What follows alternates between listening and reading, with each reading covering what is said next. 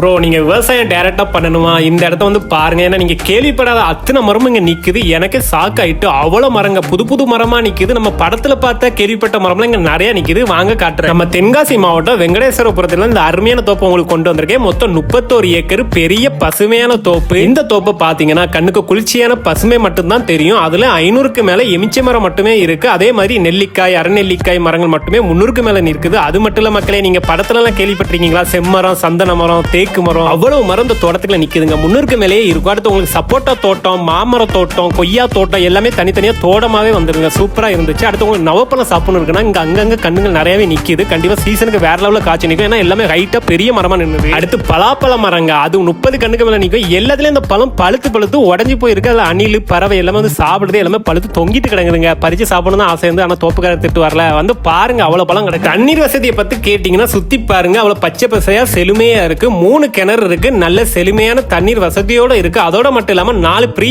சர்வீஸுமே உங்களுக்கு வந்துடும். நீங்க விவசாயம் செய்ய நினைக்கிறீங்க இல்ல முதலீடு செய்ய நினைக்கிறீங்கன்னா இந்த இடத்த வந்து ஒரு தடவை பாருங்க. ரேட்டு பாத்தீங்கன்னா ஒரு ஏக்கருக்கு 25 லட்சம் சொல்றாங்க. இதுவே ஃபைனல் அமௌண்ட் கிடையாது. நேர்ல வாங்க பார்த்து பேசிக்கலாம். அதனால கீழே இருக்கிற நம்பருக்கு இப்போ உடனே கால் பண்ணுங்க. நேர்ல வந்து இந்த பசுமையான இடத்த ஒன் டைம் பாருங்க. பாத்தீங்கன்னா கண்டிப்பா இந்த இடம் உங்களுக்கே பிடிச்சி போயிடும். அதனால சீக்கிரமா வாங்க. டாடா.